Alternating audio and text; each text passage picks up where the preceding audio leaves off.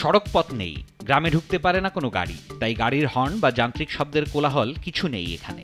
সারাদিনই থাকে খুব শান্ত পরিবেশ। ছবির মতো সুন্দর এই গ্রাম রূপকথাকেও হার মানায়।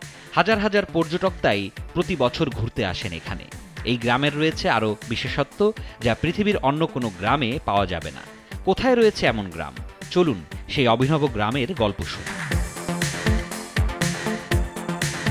নেদারল্যান্ডসের আমস্টারডামে ওভারিজসেল প্রদেশের উত্তর পশ্চিমে অবস্থিত এই গ্রামের নাম গিয়েরথুন, যেখানে পর্যাপ্ত জনপথ থাকা সত্ত্বেও নেই কোনো জনপথ। রাস্তা নেই, যানবাহনও নেই, অথচ গ্রামটিতে বাস করে প্রায় ২৫০০ পরিবার। এই গ্রামের সব ধরনের যোগাযোগের একমাত্র ব্যবস্থা হলো জলপথ। গ্রামের আনাচে কানাচে ছড়িয়ে আছে জলপথ। এসব জলপথে ছোট ছোট নৌকায় করে গ্রামের বিভিন্ন প্রান্তে পৌঁছে যান অধিবাসীরা। নেদারল্যান্ডসের ভেনিস নামে পরিচিত এই গ্রাম, তবে রাস্তাবিহীন গ্রামটির জলপথগুলো কিন্তু পরিকল্পিতভাবে গড়ে ওঠেনি। ১১৭০ সালের দিকে এলাকায় বড় একটি বন্যা হয়। মূলত এ সময়ই এই এলাকা বা এখন যেখানে গ্রামটি তার চারপাশ পানিতে ডুবে যায়। বন্যার ৬০ বছর পর ১২৩০ সালের দিকে ভূমধ্যসাগরীয় অঞ্চলের মানুষ এই এলাকায় এসে বসবাস শুরু করার সময়ই গোড়াপত্তন হয় গ্রামটি। সে সময় এখানকার মাটির নিচে বড় বড় ফাঁপা ঢিপি ছিল। বসবাস শুরু করার পর গ্রামের অধিবাসীরা এসব ফাঁপা জায়গা খুঁড়তে শুরু করে। ফলে তৈরি হয় ছোট ছোট লেক। এসব লেক পরস্পরের সাথে যুক্ত হয়ে তৈরি হয় ক্যানেল। এসব লেক বা সংযোগ খালগুলো ছড়িয়ে আছে পুরো গ্রাম জুড়ে। এই লেকগুলো গ্রামটিকে এমন এক রূপ দিয়েছে যে গ্রামটিকে ছোট ছোট দ্বীপ বললেও অত্যুক্তি হবে না।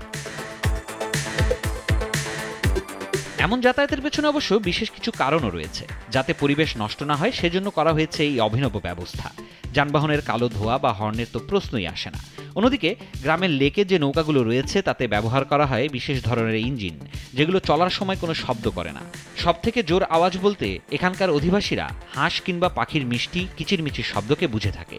আবার এক দ্বীপ থেকে অন্য দ্বীপে যাওয়ার জন্য রয়েছে ১৫০টির বেশি কাঠের সেতু। ঐতিহাসিক ভবন, প্রাচীন গির্জা এবং দুর্গ মন কাড়ে পর্যটকদের।